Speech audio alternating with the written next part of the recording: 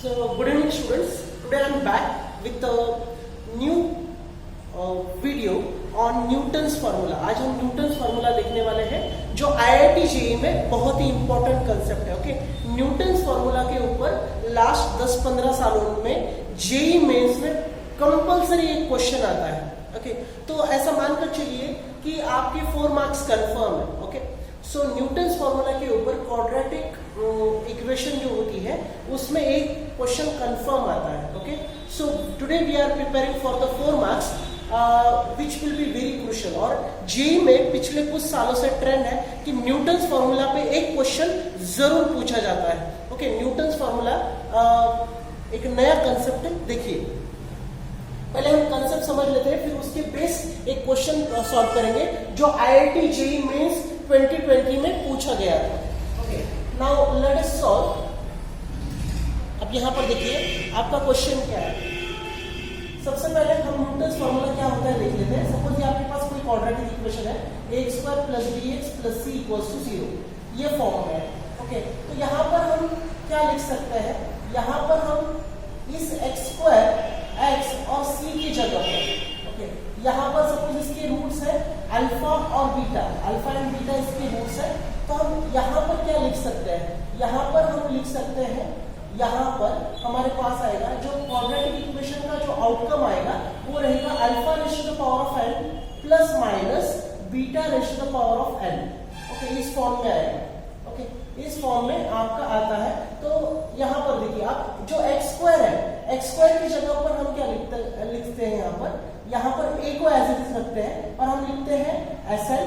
Okay, फिर b as it is रखा, फिर हम लिखते हैं Sn-1 और फिर हम लिखते हैं c = Sn-2 = 0. देखिए इतना सिंपल है आपका ये क्वाड्रेटिक क्या कहते हैं न्यूटन्स फार्मूला. एक बार फिर से दोहराता हूं. देखिए a की जगह पर a एज इट इज, फिर x² की जगह पर Sn लिखना है.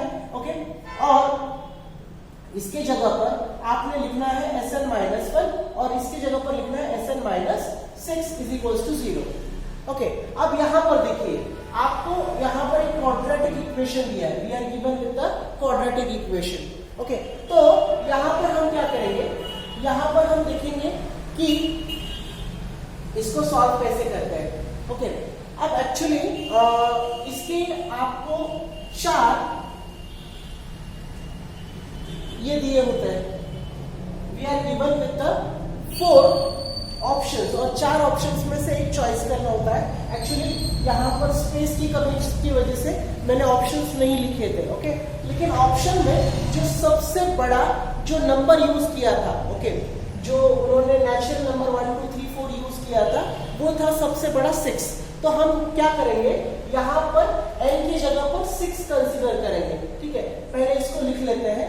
देखिए 5x² + 6x - 2 = 0. सबसे पहले हमने इसको नोट डाउन कर लिया. अब यहाँ पर क्या करेंगे, हम इसके जगह पर n की वैल्यू जो है वो सबसे ग्रेटेस्ट नंबर यानी 6 कंसीडर करेंगे, क्योंकि ऑप्शन में उन्होंने 6 सबसे ग्रेटेस्ट नंबर दिया था, तो उसी को कंसीडर करेंगे. ठीक है, तो 5 यहाँ पर जैसे मैंने बोला था आपको Sn. ओके, Sn मतलब क्या रहेगा, S6 Sn. ओके, मतलब यहाँ पर क्या रहेगा, आपके पास 6 रहेगा. फिर यहां पर उन्होंने बोला था Sn-1. ओके, तो फिर हम लिखेंगे यहां पर क्या है, 6 है आपके पास 6, और फिर हमने बोला था Sn-1 मतलब (6 - 1) प्लस, अब यहां पर क्या है, -2 है. ओके, तो -2 और हमने लिखना था Sn. पहले क्या कर लेते हैं, Sn के फॉर्म में लिख लेते हैं इसको, ताकि आपको कन्वीनियंटली समझ पाएगा. देखिए 5x², यहाँ पर हम क्या लिखेंगे Sn-1. ठीक है, Sn लिख लेते हैं. यहाँ पर 6x, फिर लिखेंगे Sn-1, फिर हम लिखेंगे यहाँ पर आपके पास -2 है तो उसकी जगह पर लिखेंगे Sn-2 = 0. अब इसकी जगह पर n की जगह पर 6 पुट कर लेते हैं. देखो यहाँ पर 5, अब Sn. ओके, तो यहाँ पर हाईएस्ट नंबर हमने पुट करना है. ओके, तो S और n की जगह पर 6, फिर आपके पास 6 और S as it is n-1 मतलब 6 - 1 यानी 5 आता है. ठीक है, और -2 और SL -2 मतलब 5 -2 कितना आएगा? 6 -2 मतलब 4 आएगा। ओके, अब इसको इज इक्वल्स टू 0, इसको राइट हैंड साइड शिफ्ट करते हैं तो 5 s rest to suffix 6 s rest to the suffix 6 5 is equals to 2s4। ये आपका फाइनल आंसर है। This is your final answer. Hope that you have understood. हमने सबसे पहले न्यूटन्स फार्मूला लिखा। क्या होता है न्यूटन्स फार्मूला? एक बार फिर से दोहरा देता हूँ। ax² + bx + c = 0।